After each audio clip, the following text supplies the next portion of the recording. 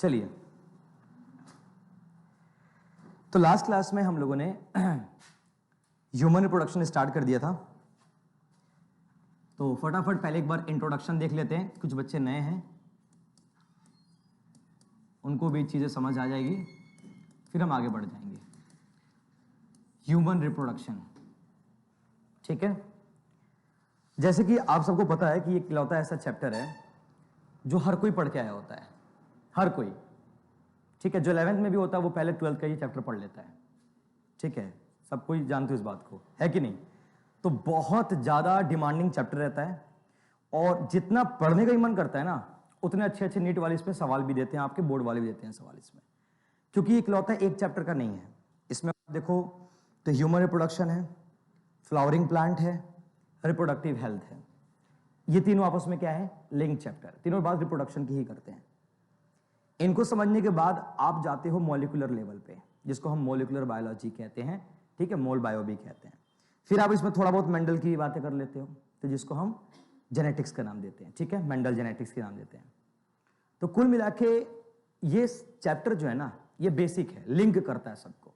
इससे पहले का एक chapter basic reproduction in organism, मुझे नहीं लगता उस चैप्टर पे अलग से आपको पढ़ाने की आवश्यकता है, क्योंकि आप खुद भी कर सकते हो उस चैप्टर को। तो हम उन चीजों पे जरा फोकस करेंगे अपने इस क्रैश कोर्स के अंदर, जो ज्यादा नंबर दिलाएं, आपको मार्क्स दिलाएं, और जिसमें डाउट्स आपके ज्यादा होते हो। क्योंकि ये लॉन्ग टर्म कोर्स तो है नहीं कि मैं बैठ गया अब स्टार्टिंग करता हूं फिर एक एक चीज ABCD सिखाता चलूंगा आपको, इतना टाइम तुम्हारे पास है भी नहीं। तो हम लोग सिर्फ मेन कंटेंट पे ही फोकस करने वाले हैं, ठीक है जी बच्चे, इतना समझ आ गया। देखिए, अगर मैं ह्यूमन रिप्रोडक्शन की बात करूं तो बोर्ड्स के अंदर इसके क्वेश्चंस 3 से 4 ऑब्जेक्टिव में मिल जाएंगे आपके, और कुल मिला के 5 से 7 नंबर का ये चैप्टर बन जाता है आपका। और 5 से 7 नंबर मैटर करता है बच्चा, बहुत मैटर करता है, ठीक है जी।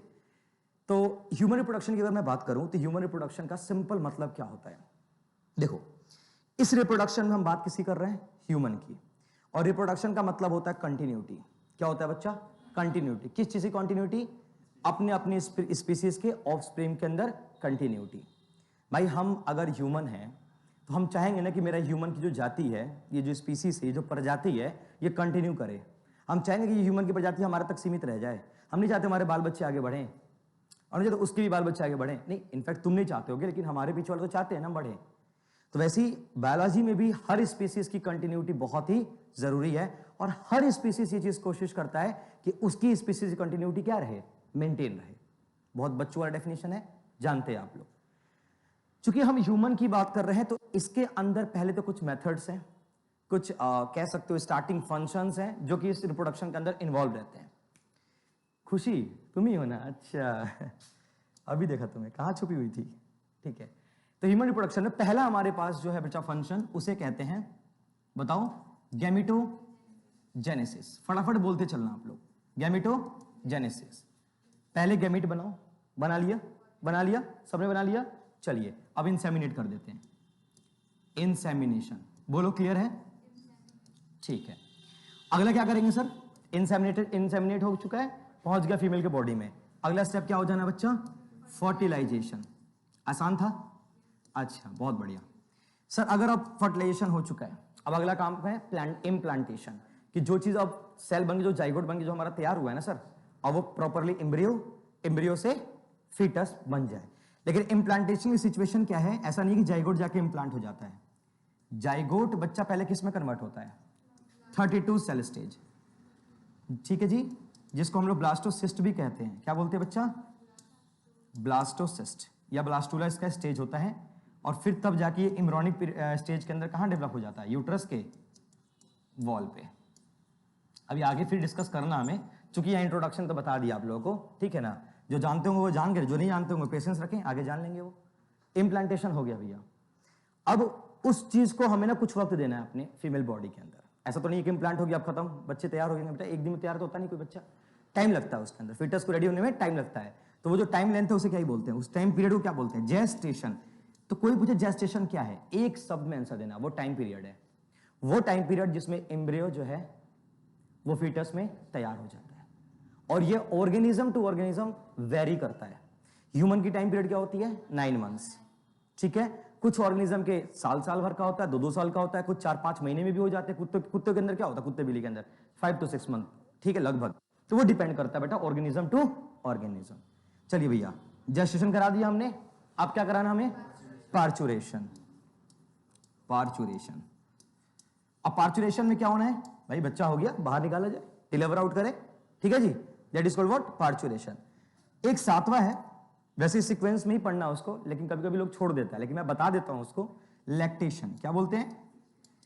ठीक है जी, लैक्टेशन ये कंपलसरी है। क्यों कंपलसरी है? जो बच्चा बाहर आया है उसको अलग से न्यूट्रिशन दिया जाता है, एंटीबॉडीज दिया जाता है, और वह एंटीबॉडी सिर्फ कहां मिल सकता है? लैक्टेशन के अंदर, कोलेस्ट्रम के माध्यम से, स्टार्टिंग 6th मंथ। हाँ जी, हाँ, नहीं, हम रिप्रोडक्शन की ही सिर्फ बात नहीं कर रहे हैं, हम रिप्रोडक्टिव वो सारे इवेंट्स की बात कर रहे हैं। हाँ, ये हाँ पोस्ट रिप्रोडक्शन की बात है। मैं कहता रहा हूं इसको नहीं पढ़ाया जाता है, लेकिन मैं लिख देता हूं ताकि बेटा, क्योंकि हमें यहाँ पे मेमरी ग्लैंड के बारे में बात करना है, हमें उन हार्मोन्स की बात करना है जो मिल्क जो है डेवलप करते हैं, तो चूंकि उन सब की बात हमें चैप्टर में करनी है, इसलिए हमें लैक्टेशन पढ़ना पड़ेगा, ठीक है। लेकिन ये बात बताया था, ये पोस्ट रिप्रोडक्शन प्रोसेस है, मतलब रिप्रोडक्शन की बाद की चीज है, उससे पहले ये पॉसिबल नहीं है। और चूंकि हमारे कंटेंट में है तो हमें उसको भी सीक्वेंस में रखना पड़ेगा। ये कुछ इवेंट्स हैं, ये क्या है बच्चे? रिप्रोडक्शन इवेंट, ये रिप्रोडक्टिव इवेंट। हाँ, रिप्रोडक्टिव इवेंट्स। कितने टाइम का होता है लैक्टेशन? 6 मंथ। 6 मंथ का तो कोलेस्ट्रम होता है बच्चा, उस मिल्क के अंदर जो कोलेस्ट्रम होता है ना, जिसके अंदर इम्यूनिटी सेल्स IgA भरा रहता है, कोलेस्ट्रम, वो 6 मंथ तक का होता है। लैक्टेशन तो और भी लंबे समय तक जा सकता है, ठीक है, उसको आगे डिस्कस करेंगे। पहले ये चीज समझ में आया कि नहीं आया?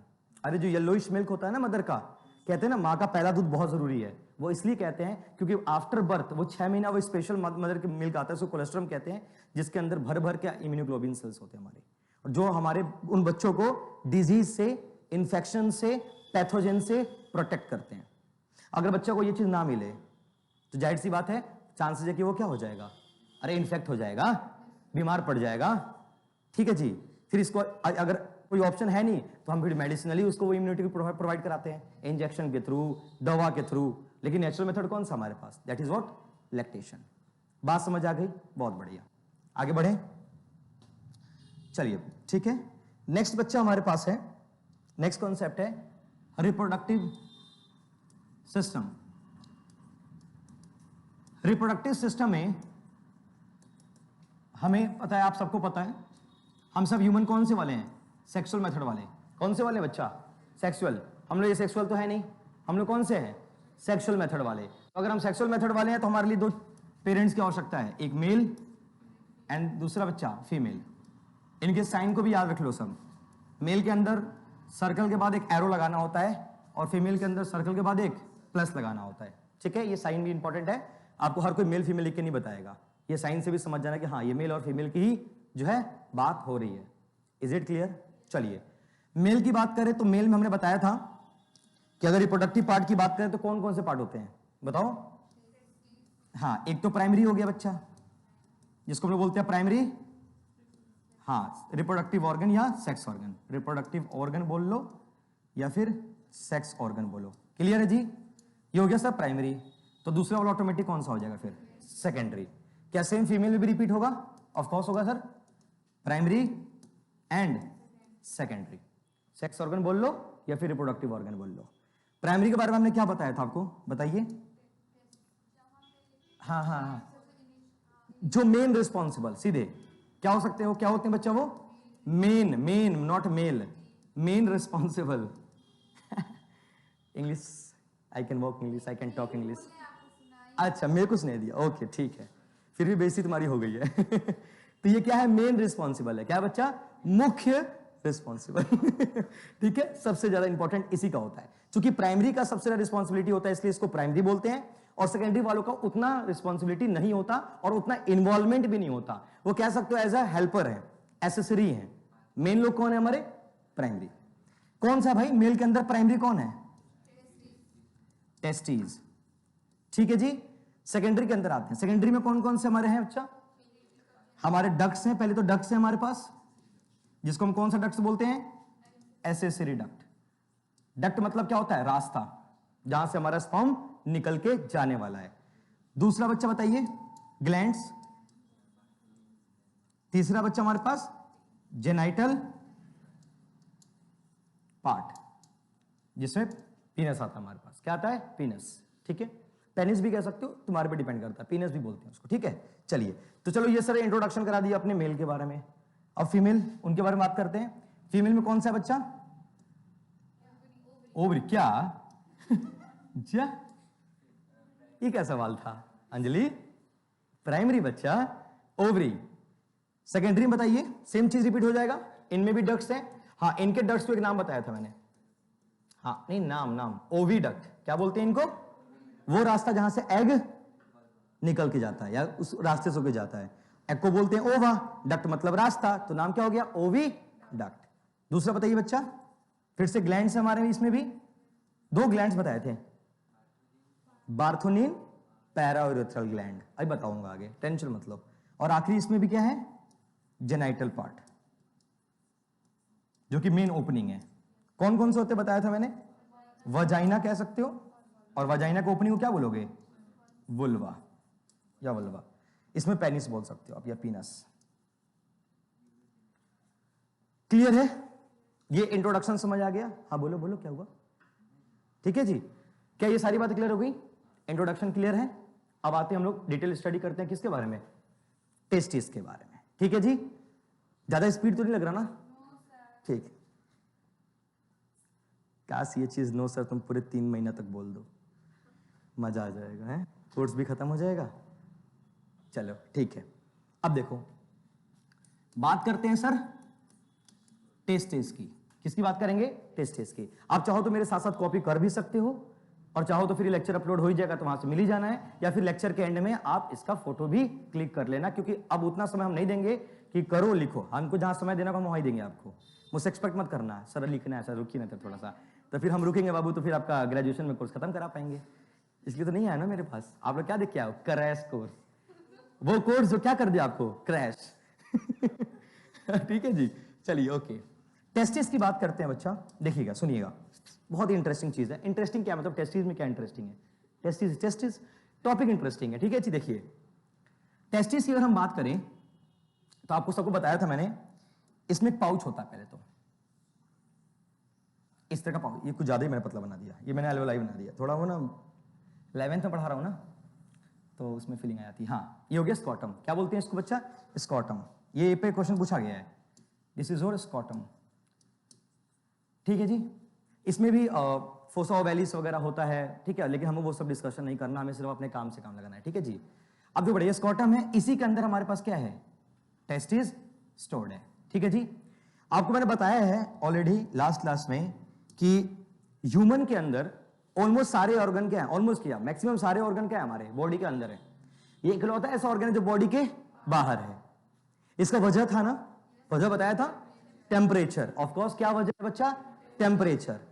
लेकिन मैंने कहा है कि जरूरी नहीं है कि सिर्फ ह्यूमन के केस वाली बात है, कुछ ऑर्गेनिज्म ऐसे हैं जिनके अभी भी टेस्टिस कहां है? बॉडी के अंदर है, ठीक है। और कुछ ऑर्गेनिज्म ऐसे हैं जो समय पड़ने पे जब उनको वो करना पड़ता है, कॉइटस करना पड़ता है, जब कॉपुलेट करते हैं वो लोग, तो टेस्टिस को बाहर निकाल लेंगे, और जब कॉपुलेशन खत्म तो टेस्टिस अंदर। मतलब जब ब्रीडिंग करना होता है, सीजनल ब्रीडिंग, निकाल लेते हैं और तब क्या कर लेंगे? अंदर। जैसे बैट्स, चमगादड़ वगैरह, कंगारू, ये चूहा, रैट, इनमें ये होता है। और जैसे वेल वगैरह हो गए, कुछ मैमल्स हो गए, एक्वाटिक मैमल जनरली, उनके अंदर टेस्टिस कहां होता है? बॉडी के अंदर। और हम ह्यूमंस के अंदर कहां होता है? बॉडी के बाहर। तो हम बात तो ह्यूमंस की कर रहे हैं, ठीक है, क्लियर? हम ह्यूमंस की बात कर रहे हैं। अब देखिएगा, ये बात मुझे समझ में आ गई। इसके लेंथ पे क्वेश्चन तो कहीं पूछा नहीं, लेकिन चूंकि एनसीईआरटी और एनसीईआरटी का मूड का किसी कोई भरोसा नहीं है। अगर एनसीईआरटी मेंशन किया है हर चीज, डेटा वगैरह, लेंथ वेंथ, हाइट वाइट, सब कुछ आपको याद करना है, ठीक है, अगर डॉक्टर बनना है तो। नहीं तो कंपाउंडर तो फिर बन ही जाओगे बिना मेहनत के। लेंथ क्या होता है? 4 to 5 सेंटीमीटर। अच्छा, और विड्थ क्या होता है? 2 to 3 सेंटीमीटर। नहीं, टेस्टिस की ही बात कर रहा है। टेस्टिस अंदर कहां से दिखाएंगे? स्कॉटम नहीं किया, अंदर टेस्टिस की बात कर। स्कॉटम तो पाउच लाइक स्ट्रक्चर है, पाउच लाइक स्ट्रक्चर, ठीक है जी, क्लियर होगी बात? ठीक है। हमने कहा था कि टेस्टिस को आप इंस्टीट्यूट मान लो, या अपने अपना स्कूल या कोचिंग कुछ भी मानना मान लो। मान लो कि ये पूरा इंस्टीट्यूट क्या है? टेस्टिस है, ठीक है। ये सिर्फ बायोलॉजी वाले रिलेट कर पाएंगे, बाकी वजह सोचेंगे testis institute, what is this, but समझ आने के लिए यही काफी है, ठीक है। तो मान लो ये पूरा संस्था क्या है, हमारे जो भी इंस्टीट्यूट है वो क्या है? टेस्टिस है। टेस्टिस क्लास के अंदर क्या होता है? इंस्टीट्यूट के अंदर क्या है? रूम्स बने हुए हैं, ये रूम ये है, ये वो रूम ये रूम ये, ऐसे है ना। तो उन रूम्स को कंपार्टमेंट बोलते हैं। क्या बोलते हैं बच्चा? कंपार्टमेंट। तो लो भाई पहले कंपार्टमेंट बनाते हैं। हाँ जी। और इन कंपार्टमेंट्स का नंबर कितना होता है बच्चा? वेरी गुड, याद कराया है ना आपको, 250 होता है बच्चा। मतलब आप समझ लो कि इस इंस्टीट्यूट के अंदर कितने रूम है? 250। ये सब के सब क्या है? 250 कंपार्टमेंट्स। कंपार्टमेंट, हाँ, इन्हें कहते हैं, वेरी गुड, टेस्टिक्यूलर लोब्यूल। हाँ, लोब्यूल। एनसीईआरटी सब कुछ, हाँ, अकॉर्डिंग टू एनसीईआरटी चल रहा है। रियलिटी में तो एनसीईआरटी बहुत परे है कॉन्सेप्ट से। कुछ चीजों में एनसीईआरटी ने, अब चूंकि ये बहुत पुरानी बुक है, अब बहुत कुछ बदल चुका है हमारे टेक्स्ट बुक के अंदर, लेकिन फिर हमारा ग्रंथ वही है ना यार, हमारा गीता, बाइबल, कुरान सब यही एनसीईआरटी है। तो हमें डॉक्टर बनाएगा यही एनसीईआरटी, ठीक है? उसको मजाक मत करना कभी, ठीक है ना? इज्जत करना सब। सुबह सुबह रोज उसको अगरबत्ती दिखा देना सबका कि डॉक्टर वही बनाएगा। ठीक है? इसे क्या बोलते हैं? Testicular lobule. कितने कंपार्टमेंट्स होते हैं बच्चा? अच्छा, हम 250 बोलने वाले थे। 2 मिनट हम सोच में पड़ गए, हम गलत तो नहीं बोल रहे हैं? क्या होता है? 250, नॉट 250, इट्स 250। ओके, चलो ठीक है ना। अच्छा, एक चीज देखो, ये तो कमरा हो गया सर। हर कमरे में बच्चे बैठे हैं मान लेते हैं, और बच्चे फिक्स हैं। कितने मैक्सिमम? मान लो 3। कितने बच्चे हैं? 3। तो 1 2 3, 3 बच्चे बैठे हुए हैं मान लो। और ये भी वेरी होता है बच्चा, ऑर्गेनिज्म टू ऑर्गेनिज्म जो हमारी है क्वांटिटी, ये वेरी हो सकती है। अब बताओ इसको क्या बोलते हैं जी? हाँ, सेमिनी फेरस ट्यूब्यूल्स, ये कुछ सेल्स हैं। वैसे लिखा है मैंने ट्यूब्यूल्स, लेकिन बनाया मैंने सेल्स, क्योंकि यहाँ पे ट्यूब बनाना पॉसिबल नहीं है। तो ये मान लो ट्यूब लाइक स्ट्रक्चर है, ठीक है? अब सेमनीफेरस ट्यूब्यूल के बारे में थोड़ा कुछ बात जाननी पड़ेगी, हमें अलग से समझना पड़ेगा। उसको मैं यहाँ साइड में बना देता हूँ। देखो, सेमनीफेरस ट्यूब्यूल मान लेते हैं हमारे कुछ सेल्स थे। लो भाई सेल्स लो, 1 सेल 2 सेल, अभी 2 ही पे समझाता हूँ मैं। मान लेते हैं 3 4 है, जो भी हमें मतलब नहीं है, मैंने यहाँ सेल बनाया आपको। सेमनीफेरस ट्यूब्यूल को समझा रहा हूँ, देखना बच्चा। अभी हमारे पास सेल्स हैं, इनके सेल्स के आजू बाजू में ना कुछ और सेल्स पाए जाते हैं। इन सेल्स को बोलते हैं इंटरस्टिशियल सेल्स। ये सेल्स इकलौते वो सेल्स हैं जो दोनों सेमनीफेरस ट्यूब्यूल के बीच में पाए जाएंगे। और इंटरस्टिशियल वर्ड का मतलब होता है स्पेस। ये एक साइंटिफिक टर्म है जो आपको बार बार सुनने को मिलेगा, इसे बोलते हैं स्पेस, ठीक है? हाँ, और इनका जो बायोलॉजिकल नेम होता है वो क्या होता है? Leydig cells. Leydig's cell. Of course nutrition provide नहीं करता, हार्मोन सर्टोली प्रोवाइड करता है, एंड्रोजन। हाँ ठीक है जी, समझ आई बात? तो इंटरस्टिशियल सेल समझ में आ गया। अच्छा, इन्हीं सेल्स का दूसरा नाम क्या है? Leydig sales. कंफ्यूज मत होना, दोनों नाम क्या है आपके? सेम। ये क्या करता है बच्चा? ये एंड्रोजन रिलीज करता है। क्या रिलीज करता है? और उसी एंड्रोजन को आप अपने सिलेबस में क्या बोलते हो? टेस्टोस्टेरोन। क्या बोलते हो बच्चा? टेस्टोस्टेरोन। क्लियर है? और यही वो टेस्टोस्टेरोन है जिसको मेल सेक्स हार्मोन बोलते हैं। क्या बोलते हैं बच्चा? Male sex hormone.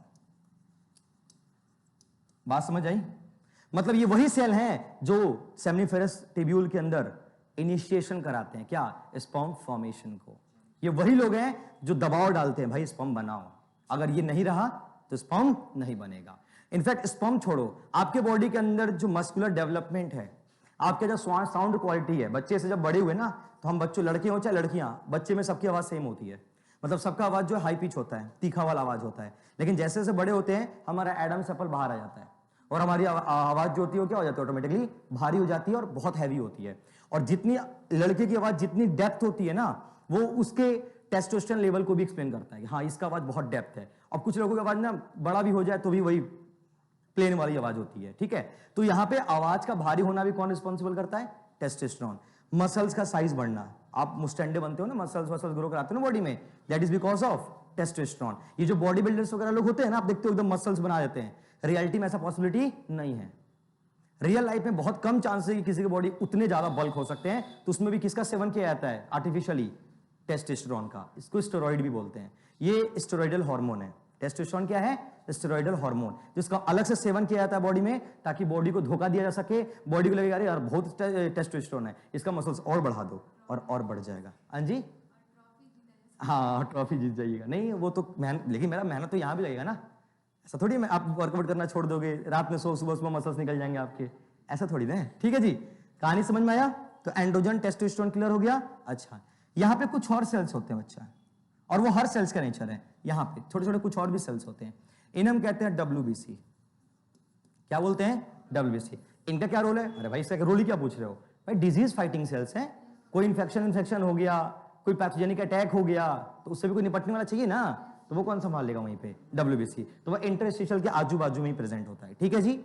अब हम आते हैं सेमनीफेरस ट्यूब्यूल के अंदर की कहानी क्या है सर, समझाओ। तो देखो यहां पे हमारे पास छोटे छोटे सेल्स होंगे, मैं उसको साथ ही समझा रहा हूं। छोटे छोटे सेल्स होंगे, ठीक है, इन्हें हम मेल जर्म सेल्स कहते हैं। क्या कहते हैं? Male germ cells. अब इसी के अंदर जो है हमारे कुछ और भी सेल्स होंगे जो इस तरीके से बने होंगे अंदर साइड। ये रहे हमारे कुछ सेल्स, ये वाले ऐसे।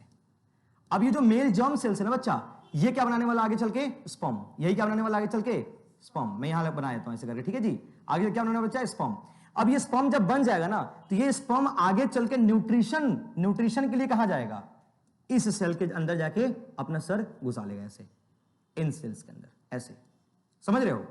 मतलब ये जो मैंने पर्पल कलर का बनाया, पर्पल कलर में ये सारे स्पर्म बनाएंगे आपके, और स्पर्म्स के भी तरीके बनाने के ना मेथड्स होते हैं, और उसके भी एक सीक्वेंस होता है उसका। पहले हमारे पास स्पर्मेटोजेनेसिस स्टार्ट होगा, फिर प्राइमरी स्पर्मेटोसाइट बनेगा, फिर सेकेंडरी बनेगा, स्पर्मेटिड बनेगा, फिर फाइनली हमारे वो स्पर्म जो है न्यूट्रिशन लेने के लिए कहां पहुंच जाएंगे? सटोली भाई साहब के साथ पास कि भाई साहब मुझे क्या दो? न्यूट्रिशन, क्योंकि अब मुझे जो है प्रॉपर तैयार होना है। तो वो न्यूट्रिशन के लिए कहां पहुंचे? ये सटोली सेल्स। तो ये जो मैंने ब्लॉक लेके स्ट्रक्चर बनाया, इसे क्या बोलते हैं बच्चा? Sertoli cells. क्या बोलते हैं बाबू? Sertoli cell. इस पे क्वेश्चन हर साल नीट से आया हुआ है, शायद ही किसी ईयर में इसका वो हुआ है, मतलब स्किप हुआ है। सर्टोली सेल्स, ठीक है जी। इसका एक और नाम होता है प्यार से नर्स सेल। नर्स सेल, क्योंकि ये करते ही क्या है? सिर्फ नरिशमेंट प्रोवाइड कराते हैं बच्चा। क्या प्रोवाइड कराते हैं? नरिशमेंट प्रोवाइड कराते हैं। बात समझ में आई कि नहीं आई आपको? क्लियर होगी? पक्का बोलो सब। आसान है ना? तो बच्चा ये प्रोवाइड करा दिया क्या इसको? न्यूट्रिशन। अब जैसे ही स्पर्म को न्यूट्रिशन मिला, स्पर्म हो गया तगड़ा, अब वो रेडी हो चुका है वहां से बाहर निकलने के लिए। तो सर रास्ता होना चाहिए ना, रास्ता होना चाहिए। अब उस रास्ते को हम बोलते हैं स्पर्म पाथवेज। क्या बोलते हैं? आप प्रीवियस ईयर के 10 साल के क्वेश्चन उठा लेना, 5 साल के पेपर में स्पर्म के पाथवे पे क्वेश्चन आया हुआ है कि पाथवे ऑफ स्पर्म क्या होता है, मतलब स्पर्म का रास्ता क्या है बच्चा, कौन से पार्ट्स होके कौन से पार्ट्स में जाता है। तो मैं उसका सीधे ट्रिक बता दूंगा आपको, रट्टा मार लेना सीधे बता देता हूं। पहले ये तो समझ में आया ना, इसको कॉपी कीजिए आप लोग, क्योंकि ये कंटेंट इंपॉर्टेंट है। जरूरी नहीं कि अपलोड हो जाए, टेक्नोलॉजी का कोई भरोसा नहीं है तो मैं कहूंगा कि आप कॉपी ही कर लें। फोटो खींचेंगे आप, पेन चलाई ना, मैं बार बार कहता हूं फोटो खींचने से गैलरी भरता है, पेन चलाने से कॉपी भरता है रहने दो ना, 1-2 बार लिखोगी बाद में छोड़ दोगी। हाँ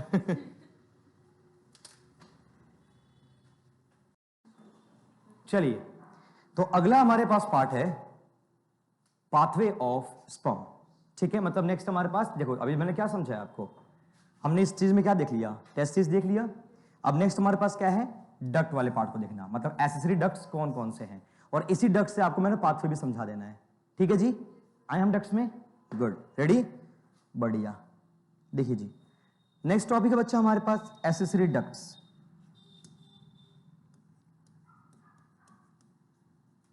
एसेसरी डक्ट्स देखिएगा, और इसी में मैं बता दूंगा आपको पाथवे ऑफ स्पर्म को भी, तो हैशटैग पाथवे ऑफ स्पर्म यही सीख जाओ।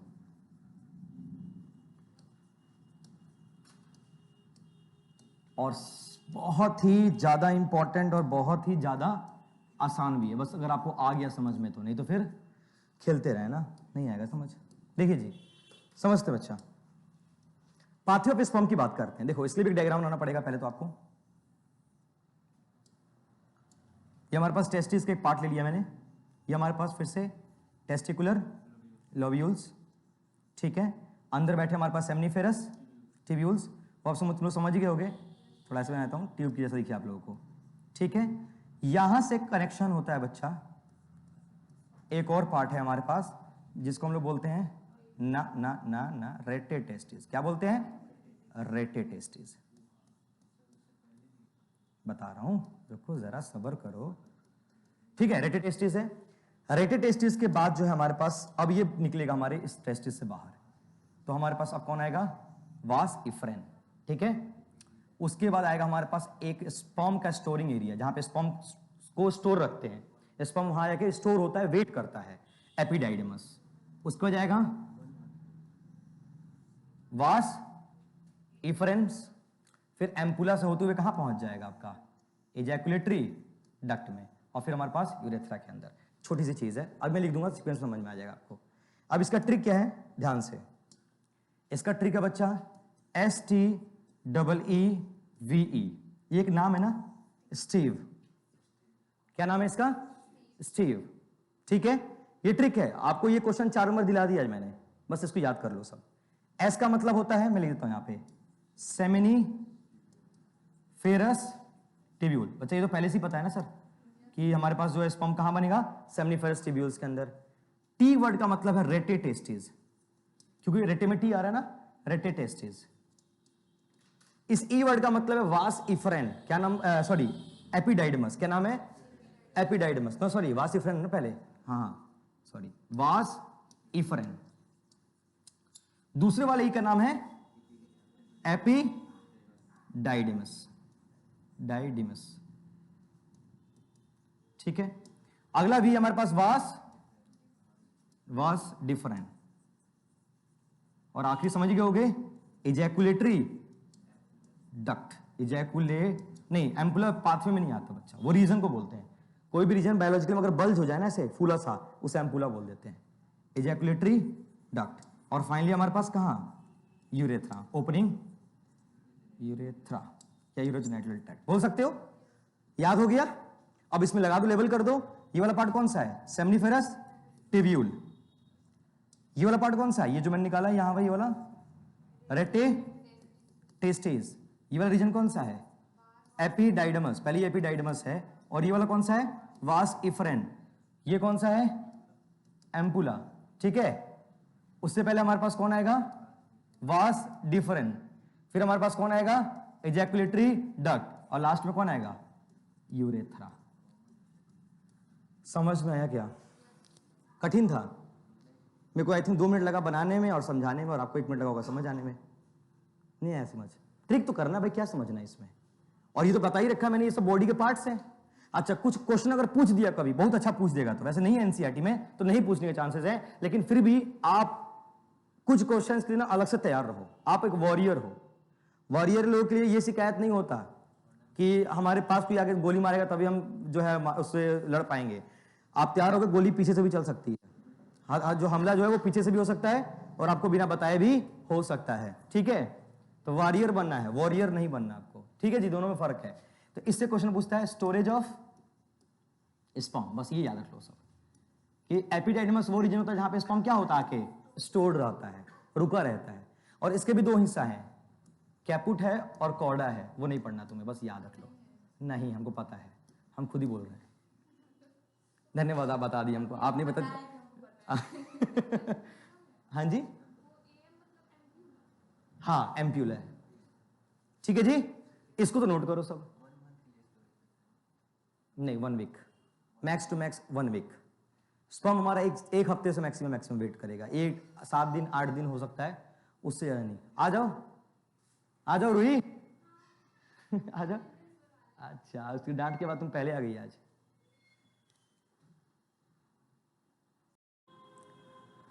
तो यहां तक ही बात समझ आ गई होगी आप लोगों को, पाथवे ऑफ स्पर्म में क्लियर हो गया होगा, ठीक है। नेक्स्ट पार्ट हमारे पास होने वाला है, हम सीक्वेंस में ही चलेंगे बच्चा। हमने क्या क्या डिस्कस कर लिया, हमने टेस्टिस डिस्कस कर लिया भैया, हमने एसेसरी डक्ट्स भी डिस्कस कर लिए। अब हमारे पास अगला टॉपिक कौन सा है, ग्लैंड्स। तो लेट्स डिस्कस ग्लैंड्स।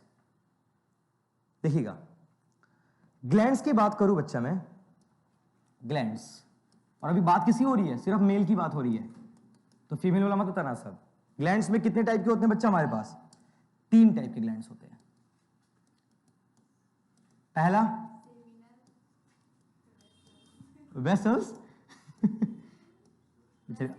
बेचारी अंजलि पढ़ गया ये आज प्रोस्टेट ग्लैंड्स, ठीक है, हाँ ओके, ठीक है, मान लेते हैं। और कुछ, अगला सेमाइनल वेसिकल, हाँ बोलो बोलो, सही बोल रही हो, यूरेथ्रल ग्लैंड। देखो बल्बोरेथ्रल ना बड़ा इंपॉर्टेंट है, क्योंकि अभी इसको आगे ही बताऊंगा मैं, इसके बारे में छोटा सा चीज है। जैसे कल आपको मैंने बताया था कि कुछ बॉडी के पार्ट्स जो है रिप्रोडक्टिव वो फीमेल से भी रिसेंबल कर रहे होते हैं, रिजेंबल हो रहे होते हैं। जैसे वेजाइनल ओपनिंग हो गया, वो मेल के अंदर यूरेथ्रल ओपनिंग हो गया लगभग। अच्छा, यहाँ बल्बोरेथ्रल ग्लैंड जो है ये म्यूकस रिलीज करता है, और बार्थोनिन भी म्यूकस रिलीज करता है। तो आप इसको कह सकते हो कि हाँ एक दूसरे क्या है, होमोलोगस या एनालोगस। होमोलोगस या एनालोगस, क्या होता है homologous? Same structure different function. और एनालोगस का मतलब डिफरेंट स्ट्रक्चर सेम फंक्शन। तो क्या बोलना चाहिए इसको, समझ आई बात? जवाब खुद ही मिल गया। अरे बोलो, हमारे पास भी लिम्स हैं, चीता के पास भी लिम्स हैं, और व्हेल के पास भी लिम्स हैं, लेकिन वो तैरने के काम में है, उसके दौड़ने के काम में, हमारा चलने के काम है। तो स्ट्रक्चर ऑलमोस्ट सेम रिजेंबल हो रहा है, लेकिन काम हमारा क्या है, अलग अलग। तो हम लोग क्या हो गए, होमोलोगस। ठीक है जी। तो same structure different function, homologous. Different structure same function, analogous. ठीक है, ये बताऊंगा, इवोल्यूशन में पढ़ना है। प्रोस्टेट की बात करें तो एक सवाल इस पे पूछा गया है, ये अनपेयर्ड होता है। पहली बात तो कहानी खत्म करो, सिंगल भाई, सिंगल है।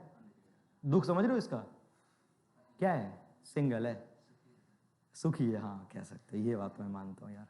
सिंगल है इसीलिए सुखी है। हाँ ये लोग देखो, सब पेयर्ड में, सबकी सेटिंग हो रखी है। क्या है भाई, पेयर्ड। याद कर लो सब। प्रोस्टेट इकलौता ऐसा ग्लैंड है बच्चा, वो क्या है, अनपेयर्ड है। सिंगल है नहीं मत बोलो अनपेयर्ड है। और बाकी सेमाइनल और बल्बोरेथ्रल क्या है बच्चे, पेयर्ड है आपके। ठीक है जी, याद रहेगा, गुड। एक होता है चेस्टनट शेप लाइक स्ट्रक्चर, वो इसको ही बोलते हैं प्रोस्टेट को। हमारे रेलेवेंट नहीं है तो हम उसको नहीं याद करेंगे, ठीक है, बस बता देता हूं मैं आपको। हाँ, स्पर्म के अंदर जो मिल्की अपीयरेंस आता है ना, व्हाइट व्हाइट, वो किसके वजह से है, प्रोस्टेट भाई साहब की वजह से। इनका ही योगदान है उसके अंदर कि वो मिल्की अपीयरेंस आता है। प्लस कैल्शियम आयन, इनका भी इसमें भी इन्हीं का योगदान है। ठीक है जी। अगला है म्यूकस, और वो म्यूकस क्यों, लुब्रिकेशन के लिए। क्या भाई, लुब्रिकेशन के लिए। उसमें किसका योगदान है, बल्बोरेथ्रल। और फीमेल में भी जो बार्थोनिन है उसका भी काम म्यूकस रिलीज करने का है, और उसका भी काम क्या है, लुब्रिकेशन। लुब्रिकेशन का मतलब होता है फ्रिक्शन को रिड्यूस करना। हाँ, जो ग्लैंस पेनिस के रीजन पे होता है वो क्या करता है, फ्रिक्शन को रिड्यूस करता है, उसको ना हल्का हल्का वेटी लाइक स्ट्रक्चर बनाता है। ठीक है, उसको अपीयरेंस देता है। तो वो म्यूकस की वजह से होता है, और वही चीज क्या प्रोवाइड कराता है, लुब्रिकेशन। और ये फिर फीमेल में कहां होगा, बार्थोनिन और पैरा यूरेथ्रल ग्लैंड के अंदर। ठीक है जी। अरे यार समझ आ रहा नहीं यार। बाकी जो न्यूट्रिशन वगैरह सब डिपार्टमेंट कौन संभालने वाला है, सेमाइनल वेसिकल। इम्यूनिटी वगैरह, इम्यूनोग्लोबिन सब कुछ वही प्रोवाइड कराएगा, कौन, सेमाइनल वेसिकल्स। आसान है, कॉपी कीजिए।